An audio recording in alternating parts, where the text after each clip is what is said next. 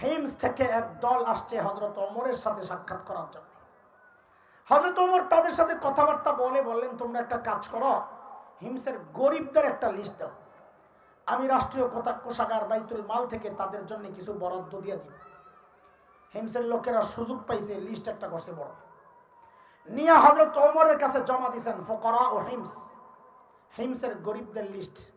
আহারে মুসলমান, হযরত ওমর লিস্টটা হাতে নিয়ে আর চোখ ফিরাইতে পারেন না। কেন? কারণ তিনি দেখেন যে ওই লিস্টের শুরুর দিকেই হিমসের গভর্নর সাঈদ ইবনে আমির আল জুমাহির নাম। হওয়ার কথা ছিল সময়ে, আর এখন হইল গরিবের লিস্টে নাম। সাইয়েদনা ওমর জানতে চাইলেন, আমি এরকম ফাঁকে এরকম কি ব্যাপার, তোমাদের গভর্নর বুঝি গরিব মানুষ? হিমসের লোকেরা জবাব দিলেন, বালা আমিরুনা আফকারুনা, আমাদের গভর্নর শুধু গরিব না, হিমসের মধ্যে সবচাইতে গরিব। এই কথা শুই না হযরত ওমর এত খুশি হয়েছেন, এত খুশি হয়েছেন, সাথে সাথে 1000 স্বর্ণ মুদ্রা। কত বুঝেন? 1000 স্বর্ণ মুদ্রা, এক স্বর্ণ মুদ্রা প্রায় 3.5 ভরি সোনা, তা 1000 মানে 3.500 ভরি সোনা। হযরত ওমর 1000 স্বর্ণ মুদ্রা প্যাকেট কইরা দূত মারফত পাঠায়া দিয়েছেন, হিমসে যাও, আমার পক্ষ থেকে আমার সাঈদকে এটা হাদিয়া দিয়ে আসো। কত বলেন? কত?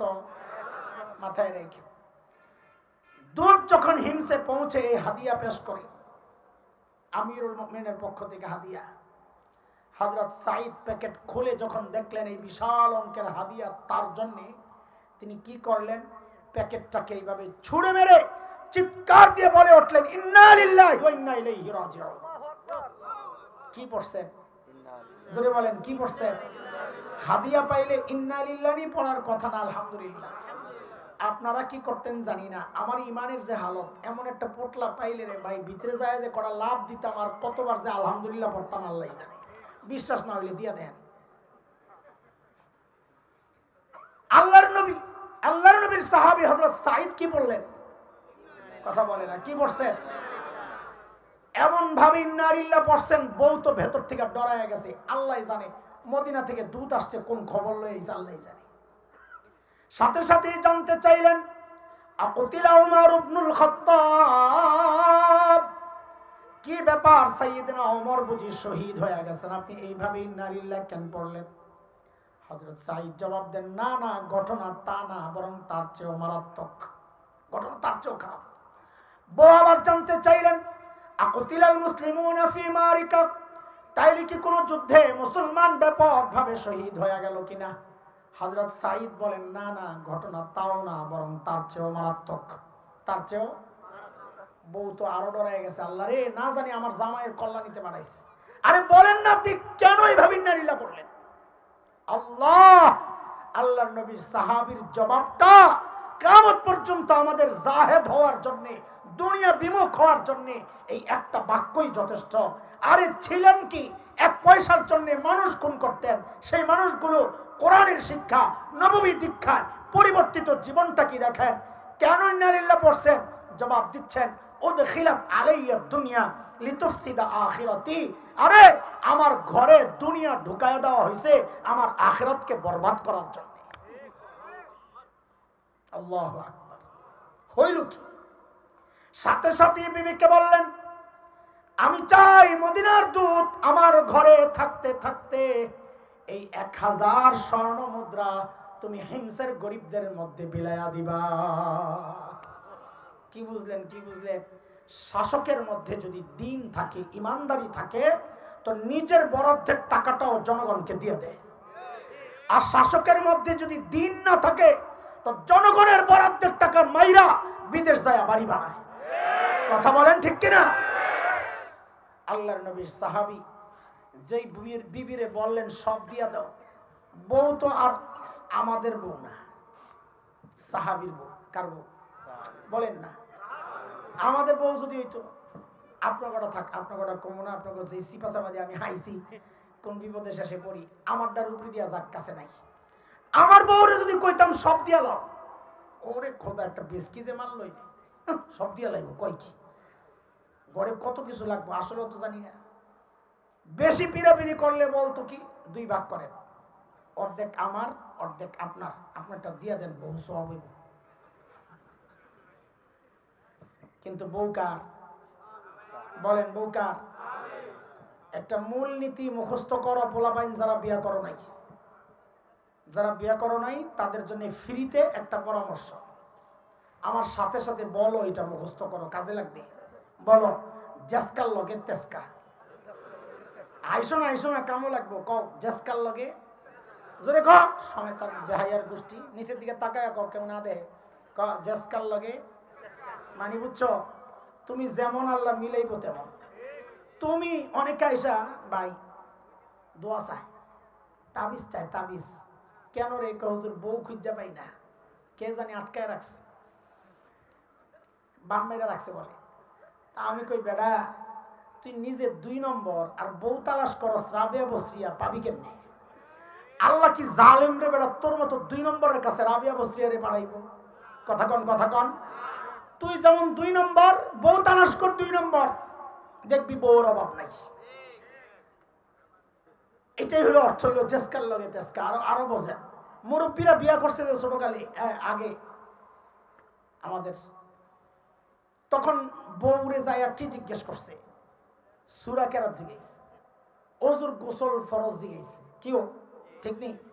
এখন যুগ পাল্টাইছে, আগে কপি জ্বালাইতেন, আলো থাকতো কোন দিকে? আগুন। হারিকেন জ্বালাইতেন, আলো কোন দিকে? এখন যুগ পাল্টাইছে, এখন কোন দিকে? তাকায় দেখেন আগের করে কোন দিকে? যুগ পাল্টাইছে তো। এখনকার পোলাপান যায় আর এগুলা জিজ্ঞেস করে না, সূরা কেরাত জিজ্ঞেস করে না। ও বিশ্বকাপ চলাকালীন বলে কোনটায় বউ দেখতে গেছে, যায় বলে বেডিরে জিগায়, হেগো কোন দলের সাপোর্ট করো? আচ্ছা কোন তো দিয়ে এই প্রশ্ন করা ঠিক আছে নি? তাহলে আপনারা বুঝেন নাই আমি কি কইতে চাইতেছি। ঠিক আছে, এই প্রশ্ন করা ঠিক আছে। কেন? ওই প্রশ্ন করে যায় না লোক, ওই যে একটা খবিস, ওর লগেরটাও খবিস পরে কিনা, এটার নাম কি? তুই বল জেসকার লগে। এটা আমার কথা না রে, হাইসা উড়ে দিস না, এটা কোরআনের কথা। সূরা নূরে আসছে, আল্লাহ বলেন আল খাবিসাতু লিল খাবিসিনা ওয়াল খাবিসুনা লিল খাবিসাত ওয়াত-তাইয়িবাতু লিত-তাইয়িবিনা ওয়াত-তাইয়িবুনা লিত-তাইয়িবাত উলাইকা মুবাররাউনা মিম্মা ইয়াকুলুন লাহুম মাগফিরাতুন ওয়া রিজকুন কারীম। এই আয়াতের সংক্ষেপ তরজমা যদি করি তো এটাই বাইর হয়, জেসকার লগে আল্লাহ আল্লাহ তো করে সহি বুঝ দেখে করতে চাই না। দ্বীনি শিক্ষার সাথে যারা যুক্ত আছে, আমাদের একটা গর্বের জায়গা হচ্ছে আমরা যে লেখাপড়া করি, এই লেখাপড়ার গোড়ায় শিক্ষক হচ্ছেন মুহাম্মদুর রাসূলুল্লাহ সাল্লাল্লাহু আলাইহি ওয়াসাল্লাম। এটা আমাদের গর্ব। আমি একটা উদাহরণ দিলে আপনারা বুঝবেন, এখনো পরিষ্কার না বিষয়টা। আমরা কোরআন পড়ি আর হাদিস পড়ি, যাই পড়ি ওস্তাদের কাছে, আমার ওস্তাদ পড়েন তার ওস্তাদের কাছে, তিনি তার ওস্তাদ, শেষ যায় পাওয়া যায় মুহাম্মদুর রাসূলুল্লাহ। যেমন আমি বুখারী শরীফ পড়েছি, এখানে বুখারী পড়নেওয়ালা অনেক আছেন, ওস্তাদও থাকতে পারেন, হযরত আছেন বড় আলেম, আরো অনেক আছেন, আমিও পড়েছি আলহামদুলিল্লাহ। প্রথম হাদিস ইন্নামাল আমালু বিন্নিয়াত আল হাদিস, এই হাদিসটা আমি ঢাকার ফরিদাবাদ মাদ্রাসায় পড়েছি। আমার উস্তাদ মুহতারাম শাইখুল হাদিস আল্লামা আব্দুল হাফিজ রহমতুল্লাহ আলাইহি ভারতের দেওবন্দ মাদ্রাসায় পড়েছে এই হাদিস। আমার উস্তাদ মুহতারাম শাইখুল হাদিস আল্লামা নাসির খান রহমতুল্লাহ আলাইহি, আমার ওই 2 উস্তাদের উস্তাদ শাইখুল আরব ওয়াল আজব হযরত হুসাইন আহমদ মাদানী নওয়ারাল্লাহু মারকাদাহ, তার উস্তাদ ছিলেন শাইখুল হিন্দ মাহমুদ হাসান দেওবন্দি রহমতুল্লাহ আলাইহি, তার উস্তাদ ছিলেন ব্রিটিশ বিরোধী আন্দোলনের অন্যতম সিপাহ সালার মুজাহিদে মিল্লাত দারুল দেওবন্দের অন্যতম প্রতিষ্ঠাতা কাসিমুল উলুম ওয়াল খায়রাত ইমাম কাসিম নানুতুবি রহমতুল্লাহ আলাইহি, তার উস্তাদ ছিলেন শাহ আব্দুল গনি মুজাদ্দিদে দেহলভী রহমতুল্লাহ আলাইহি, তার উস্তাদ ছিলেন শাহ মুহাম্মদ ইসহাক আদ-দেহলভী রহমতুল্লাহ আলাইহি, তার উস্তাদ ছিলেন শাহ আব্দুল আজিজ মুহাদ্দিস দেহলভী রহমতুল্লাহ আলাই। তার উস্তাদ ছিলেন শাহ ওয়ালিউল্লাহ মুহাদ্দিস দেহলভী রহমতুল্লাহ আলাই। তার উস্তাদ ছিলেন আবু তাহের আল মাদানী রহমতুল্লাহ আলাই। তার উস্তাদ ছিলেন ইব্রাহিম কুর্দি রহমতুল্লাহ আলাই। তার উস্তাদ ছিলেন আহমদ আল কুশাশি রহমতুল্লাহ আলাই। তার উস্তাদ ছিলেন আহমদ আশনাবি রহমতুল্লাহ আলাই। তার উস্তাদ ছিলেন মুহাম্মদ আর রমালি রহমতুল্লাহ আলাই। তার উস্তাদ ছিলেন জাইনুদ্দিন আল মিসরি রহমতুল্লাহ আলাই। তার উস্তাদ ছিলেন আহমদ ইবনে আলী আল হাজার আসকালানি রহমতুল্লাহ আলাই। তার উস্তাদ ছিলেন ইব্রাহিম আত-তানুখি রহমতুল্লাহ আলাই। তার উস্তাদ ছিলেন আবুল আব্বাস আল হাজ্জার রহমতুল্লাহ আলাই। তার উস্তাদ ছিলেন আবু আলী আজ-জুবাইদি রহমতুল্লাহ আলাই। তার উস্তাদ ছিলেন আবুল ওয়াক্ত আস-সিবজি রহমতুল্লাহ আলাই। তার উস্তাদ ছিলেন আবুল হাসান আদ-দাউদি রহমতুল্লাহ আলাই। তার উস্তাদ ছিলেন আবু মুহাম্মদ আস-সারাখসি রহমতুল্লাহ আলাই। তার উস্তাদ ছিলেন আবু আব্দুল্লাহ ফিরাবি রহমতুল্লাহ আলাই। তার উস্তাদ ছিলেন মুহাম্মদ ইবনে ইসমাঈল ইমাম বুখারী রহমতুল্লাহ আলাই। তার উস্তাদ ছিলেন হুমায়দি রহমতুল্লাহ আলাই। তার উস্তাদ ছিলেন ইয়াহইয়া ইবনে সুফিয়ান ইবনে ওয়াইনা রহমতুল্লাহ আলাই। তার উস্তাদ ছিলেন ইয়াহইয়া ইবনে সাঈদ আল আনসারী রহমতুল্লাহ আলাই। তার উস্তাদ ছিলেন মুহাম্মদ ইবনে ইব্রাহিম আত-তাইমি রহমতুল্লাহ আলাই। তার উস্তাদ ছিলেন আলকামা ইবনে ওয়াক্কাস আল-লাইসি রহমতুল্লাহ আলাই। তার উস্তাদ ছিলেন উমর ইবনুল খাত্তাব রাদিয়াল্লাহু আনহু। তার উস্তাদ ছিলেন মুহাম্মদুর রাসূলুল্লাহ সাল্লাল্লাহু আলাইহি ওয়াসাল্লাম।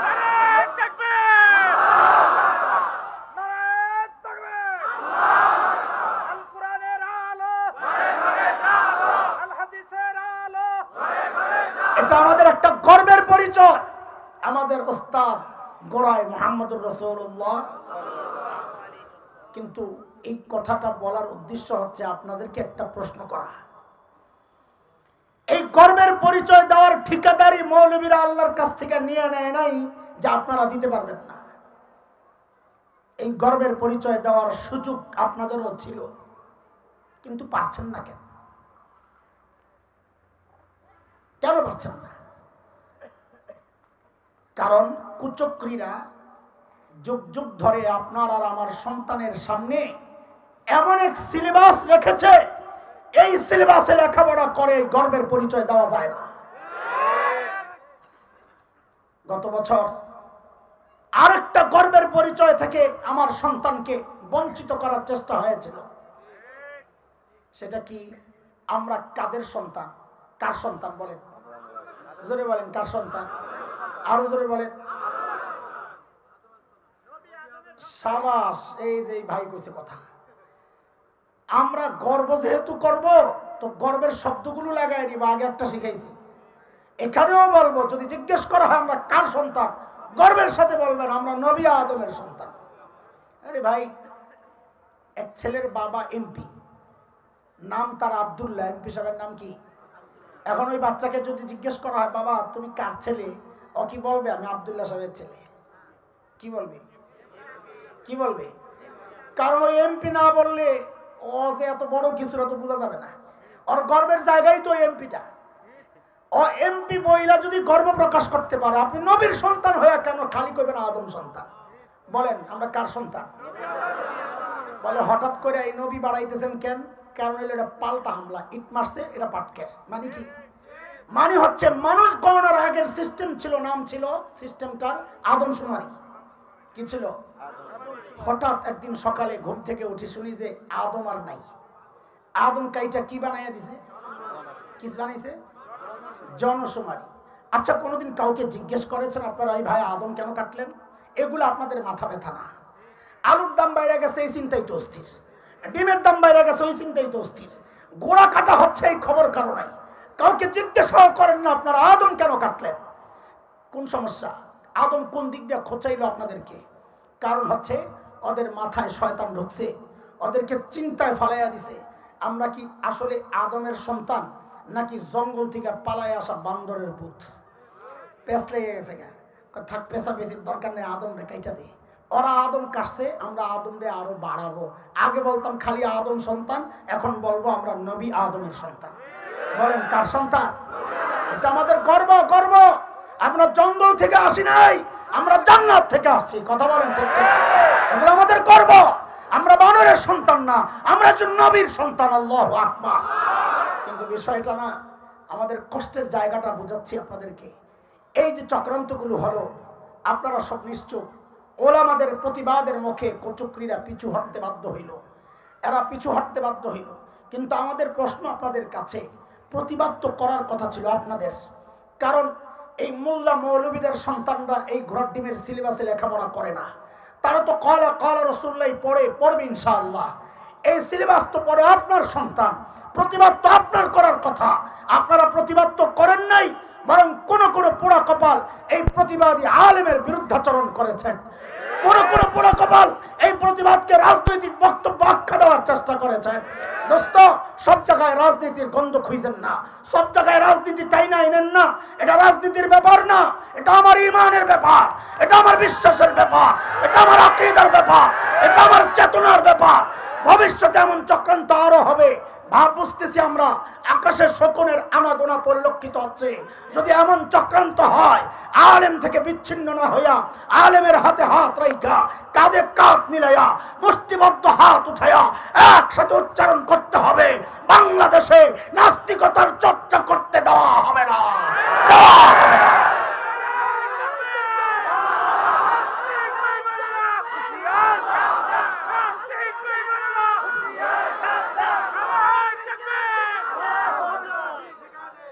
আলেমরা যেখানে, আলেমরা নাই যেখানে, আলেমদের রাস্তা আমাদের রাস্তা। বলেন, আলেমদের রাস্তা, আলেমদের আকীদা, আলেমদের চেতনা, আলেমদের ইজতিমা, আলেমদের তাবলীগ, আলেমদের কাকরাই, আলেমের সরকার ইনশাআল্লাহ। আর বলেন ইনশাআল্লাহ। পরিবেশ হচ্ছে ইনশাআল্লাহ, বাংলাদেশে ইসলামী হুকুমত কায়েম হবে ইনশাআল্লাহ। আল্লাহর হাবিব ওই দুই মিশন সহ যখন মেহনত শুরু করলেন, মনে আছে সমস্যা কয়টা? আমার চিল্লা সব ভুলে গেছেন কেন? আমি কিন্তু লাইনে আছি। বলেন সমস্যা কয়টা? সমাধান বলেন, সমাধান। আল্লাহর হাবিব ওই দুই সমাধান সহ যখন ওই বর্বরদের পেছনে মেহনত শুরু করলেন, আহারে নবীর শিক্ষা, নবীর দীক্ষার বরকতে ওই বর্বরগুলো আর বর্বর নাই, ওদের পরিচয় পাল্টায় গেছে। বলে নতুন পরিচয় বলেন। বলে আমি কি বলবো? আল্লাহকে জিজ্ঞেস করো। মালিককে জিজ্ঞেস করলাম, মালিক ওই বর্বরদের নতুন পরিচয় বলেন। তো আল্লাহ জানায়া দিলেন, সীমাহুম ফি ওজুহিহিম মিন আসারিস সুজুদ, ওদের চেহারার মধ্যে সেজদার চিহ্ন পাইবা। বলে সেজদার চিহ্ন তো বাহির দিয়া, তার মানে বাহিরে ফিটফাট, আবার ভেতরে সদরঘাট কিনা? আল্লাহ বলেন না না না, আমার নবীর সাহাবীরা বাহিরও এক নাম্বার, ভেতরেও এক নাম্বার। বলে ভেতরে এক নাম্বার বুঝবো কেমনে? আল্লাহ যেন বলেন, তোর বুঝার দরকার কি? ওদের ভেতর ঠিক কেন? বলে তোমার ভেতর ঠিক, তুমি যে মুত্তাকি, তোমার পাশের মানুষ সাক্ষী দেয় না। পিসাব করে জিগায়া দেখেন, পিসাব গো বউরা পিসাবের কাছে মুড়ি দেয় না। বউরা চিনি আপনারে, পিসাব আইছে, বউর কাছে দাম নাই। এক পিসাব এরকম বড় পিসাব, বউ খালি খোঁচায়, তুমি কি পীর হইলে? আরে কপাল আমার, মানুষের পীর কত বড় বড় পীর, আমার দ্বারা আল্লাহ দিছে একটা। তো একদিন আইসে, আরে কয় কি, আরে তুমি কি পড়িলা? কিসে? আরে আজকে আমাকে বাসার সামনে দিয়ে দেখছি এক পিসাব উইরা উইরা যায়, তুমি কি ঘোড়ার ডিমের পীর হইলা? তো পিসাব কয়, আরে এতদিন জানতাম যে তোর দিলটাই নষ্ট হয়েছে, এমন দিস চোখও নষ্ট। কেন? ভালো করে দেহ নাই যে আমি আসিলাম। উইরা গেছে কে? আমি। এখন বউ কি কয়, আরে এই জন্যই তো কই, কিরে পাংখা একটা ভাঙ্গা কেন? স্বীকার করবো না, তাও স্বীকার করবো না। তো আল্লাহ যেন বলে, আরে তুমি যে মুত্তাকি, তোমার পাশের মানুষ সাক্ষী দেয় না। আর আমার নবীর সঙ্গীরা মুত্তাকি, আমি পরীক্ষা নিয়ে দেখেছি, আমি আল্লাহ সাক্ষী দিচ্ছি, ওদের দিল ঠিক আছে। সূরা হুজুরাতে আসছে, আল্লাহ বলেন উলাইকাল্লাযীনা ইমতাহানাল্লাহু কুলুবাহুম লিত্তাকওয়া লাহুম মাগফিরাতুন ওয়া আজরুন আযীম। নবীকে জিজ্ঞেস করলাম, ইয়া রাসূলুল্লাহ, এই বর্বরদের নতুন পরিচয় বলেন। আল্লাহর হাবিব যেন বলে উঠলেন, এরে আমার সাহাবীদেরকে তোরা বর্বর বলিস না, ওরা আর এখন বর্বর নাই, ও তো নতুন পরিচয় বলেন না। তো নবী বলেন, খায়রুল কুরুনি করনি, ওরা আর বর্বর নাই, ওরা এখন মানব ইতিহাসের সর্বশ্রেষ্ঠ মানুষ হয়ে গেছে। আল্লাহু আকবার। এই পর্যন্ত বুঝছেননি আপনারা, কিন্তু মনে নাই, তাই না? তো ঠিক আছে, যেন মনে থাকে আমরা একটা ব্যবস্থা আছে, ব্যবস্থা করতেছি ইনশাআল্লাহ। লম্বা সময় তো কথা বলা যাবে না, আপনাকে কষ্ট হয় গরমে, আসল কষ্ট তো আমার হয়, বুঝেন না? এটা তো কইতে পারি না, আপনাকে উপর দিয়ে চাপাই দিতেছি। চলেন অনেক কথার ছোট্ট প্যাকেটের মধ্যে ঢুকাই। কথা কমবে না, জায়গা কমবে, ঠিক আছে? সময় কমাবো, কথা কমবে না ইনশাআল্লাহ। কেন? যেন আপনাদের মনে থাকে। মনে না থাকলে আমল করবেন কেমনে বলেন? এই যে আমরা কথাবার্তা বলি, আপনারা মনে রাখেন না, তো লাভটা কি? কিছু দোষ আপনাকেও আছে, কিছু দোষ আমগো আছে। আমগো দোষ কি? মাহফিল থেকে গেছে, যে শোনে নাই এমন একজনের লেগে দেখা, কিনা আজকে ওয়াজে গেছিল, কেমন ওয়াজ, দারুণ, কি বিষয় আলোচনা হয়েছে, আরে গলা একটা মাশাআল্লাহ, আরে কি বিষয় আলোচনা হয়েছে, বাইরে একটা গজল গাইছে যে কলজেরা ঠান্ডা হয়ে গেছে, আরে কি বিষয় আলোচনা হয়েছে, জানাজি মক্কা মদিনার আজান দিছে, ও মক্কা মদিনা ফের, আরে গাদা কোন বিষয়ে আলোচনা হয়েছে ওইটা জিজ্ঞেস করতেছে, কোন বিষয়ে আলোচনা হয়েছে এটা তো বলতাম না। কথা বলেন, হচ্ছে কিনা? 1.5-2 ঘন্টা আলোচনা চলছে, না আছে কোরআন, না আছে হাদিস, গজল, আজান, কিচ্ছা, গল্প, বুজুর্গের কাহিনী, বয়ান শেষ। আবার প্যাকেটে অগ্রিম দেওয়া লাগে, অগ্রিম না পরিশোধ করলে বয়ানে উঠবো না, গোবাইন্দা বয়া থাকে। এটা যেমন খারাপ, আবার ওইটাও খারাপ যেগুলা দইরা কিলায়। এটা কোন অভদ্রতা, কোন দুনিয়ায় আসলাম? আচ্ছা, একজন একটা ভুল করছে, তিনি মেহমান ছিলেন, মুসাফির ছিলেন, তিনি যেটা করেছেন এটাও অন্যায়, এটা আমাদের ইজ্জতের বিষয়, বলতেও খারাপ লাগে, লজ্জা লাগে। এটা কিভাবে সম্ভব? একজন আলেম কি করে বলবেন যে টাকা পরিশোধ না করলে আমি বয়ান করবো না? এটা কিভাবে সম্ভব? আরে আল্লাহ যে নিয়ামত দিচ্ছেন, এলেমের নিয়ামতের কদর করো ভাই। হ্যাঁ, মানুষ কিছু দিলে আলহামদুলিল্লাহ, না দিলেও আলহামদুলিল্লাহ। আমাদের জিম্মাদারি ছিল এই প্যান্ডেলগুলা সাজাইয়া, মাইকের পয়সা দিয়া এরপরে আপনি করে বয়ান শোনানো। ইমান দুর্বল, পকেট দুর্বল, ওই জন্যে পারি না। জিম্মাদারি তো ওইটাই ছিল, তারপরেও মানুষ সম্মান করে, কিছু করে, এটা আল্লাহ শুকরিয়া আদায় করা দরকার। সেখানে গোমাইরা বসে থাকা, এটা অন্যায়, এটা অপরাধ। অন্যায়কে অন্যায় বলা শিখুন, অন্যায়কে অন্যায় মনে করা শিখুন। দলীয় কারণে, বন্ধুত্বের কারণে অন্যায়ের পক্ষ নেওয়া কোনো সুস্থ মানুষের কাজ না।